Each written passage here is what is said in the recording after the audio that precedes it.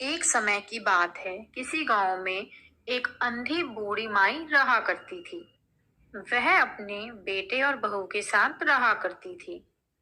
वह माई बहुत गरीब थी। वह बूढ़ी माई प्रतिदिन गणेश जी की पूजा पाठ किया करती थी। एक दिन गणेश जी उस बूढ़ी माई से प्रसन्न होकर उसके सामने प्रकट हो जाते हैं और प्रसन्न होकर बूढ़ी माई से कहते हैं कि बूढ़ी माई, तुम्हें क्या चाहिए, तुम मांगो। तब बूढ़ी अंधी माई कहती है कि हे प्रभु, मुझे तो कुछ मांगना भी नहीं आता, तो मैं आपसे क्या मांगू और कैसे मांगू। तब गणेश जी कहते हैं कि ऐसा करो कि तुम अपने बेटे और बहू से पूछ लेना।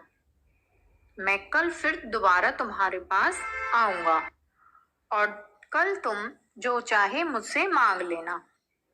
ऐसा कहकर गणेश जी वहां से चले गए। बूढ़ी माई अपने बेटे के पास जाती है और गणेश जी की सारी कथा अपने बेटे को सुना देती है। तब बूढ़ी माई का बेटा कहता है, माँ, आप गणेश जी से अन्न धन और बड़ा मकान मांग लो। बेटे की बात बुढ़िया माई को कुछ हजम ना हुई। तब बुढ़िया माई अपने बहू के पास जाती है और अपनी सारी बात अपनी बहू को बता देती है। तब बुढ़िया माई की बहू कहती है कि माँ जी, आप ऐसा करो, आप गणेश जी से पोता मांग लो। बुढ़िया माई को बहू की बात भी कुछ हजम नहीं हो पाती। अब आखिरी में बुढ़िया माई अपनी पड़ोसन के पास जाती है। तब बुढ़िया माई की पड़ोसन उसे समझाती है कि बुढ़िया माई, तू क्यों अन्न धन और मकान मांगती है, तू क्यों अपने लिए पोता मांगती है। तू तो सबसे पहले खुद के लिए आंखें मांग ले। अब सभी की बातें सुनकर बूढ़ी माई सोच में पड़ जाती हैं।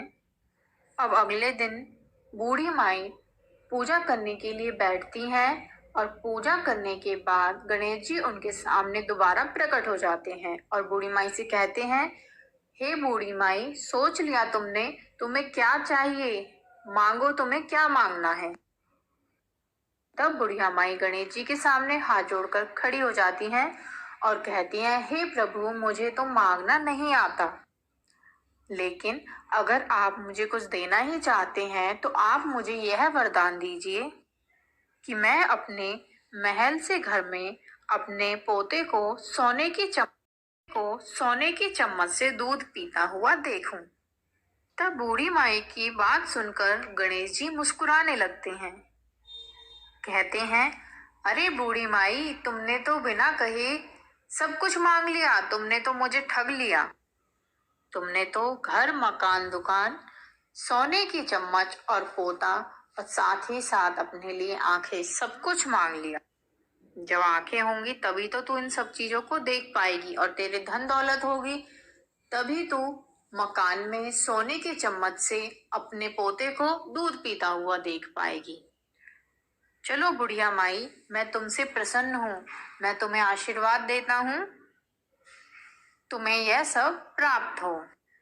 साथ ही तथास्तु कहकर गणेश जी महाराज वहां से अंतर्ध्यान हो गए।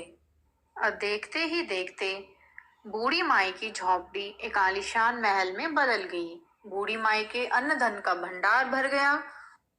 अब बूढ़ी माई के बहू को भी एक बेटा होता है और बूढ़ी माई के सोने चांदी के भंडार भर गए। हे गणेश जी महाराज, जैसी कृपा आपने उस बूढ़ी माई पर करी, ऐसी ही कृपा आप हम सब पर बनाए रखना। जो भी इस कथा को सुने, हुंकारा भरे, आप अपनी कृपा सब पर बनाए रखना। जय गणेश जी महाराज। कहानी अच्छी लगी है तो चैनल को सब्सक्राइब